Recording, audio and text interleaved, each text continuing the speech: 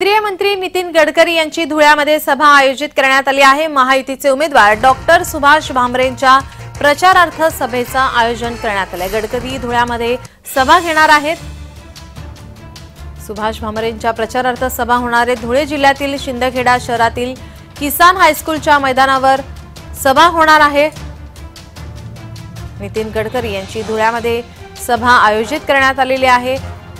आज महाराष्ट्रभर ठिकठिकाणी 5व्या टप्प्यासाठी आता सभांचा धडाका।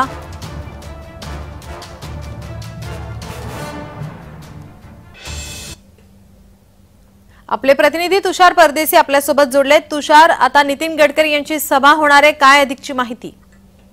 नक्कीच नीलम, 5व्या टप्प्यातली मतदान प्रक्रिया आता ही होत आहे। एवढ्या फक्त 2 दिवस शिल्लक राहिलेले आहे आणि या ठिकाणी प्रचारांचा हा धुमाकूळ या ठिकाणी घालण्यात आलेला आहे। महायुतीचे उमेदवार जे असतील धुळे लोकसभा मतदारसंघाचे डॉक्टर सुभाष भामरे यांच्या प्रचारार्थ आज केंद्रीय वाहतूक मंत्री नितीन गडकरी यांची सभा संपन्न होत आहे। तर एकीकडे आज पाहिलं तर मागे जाता महायुतीचे उमेदवार सुभाष भामरे यांच्या अमित शाह यांचा देखील या ठिकाणी सभाचे आयोजन करण्यात आले होते। आता ह्या 5व्या टप्प्यात उद्या शेवटचा दिवस आहे। या शेवटच्या दिवशी उत्तर प्रदेशचे मुख्यमंत्री योगी आदित्यनाथ यांच्या सभेने हा प्रचाराचा समारोप या ठिकाणी महायुतीकडून केला जाणार आहे।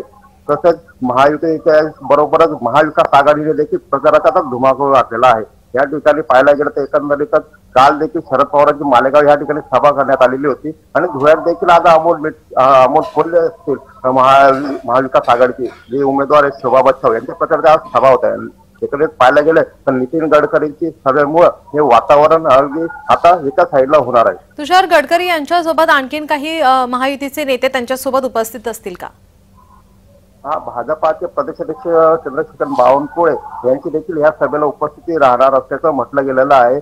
परंतु आता एकंदरीत आता 5व्या टप्प्यातले मतदान आहे, 2च दिवस शिल्लक राहिलेले आज आणि उद्या। आता नेमकं या सभेला आता कोण कोण येतं याकडे पाहणं गरजेचं। नेमकं नितीन गडकरी आता या सभेमध्ये विरोधकांवरती काय हल्लाबोल करतात याकडे देखील पाहणं आता गरजेचं ठरणार आहे। धन्यवाद तुषार, तुम्ही दिलेल्या माहितीसाठी।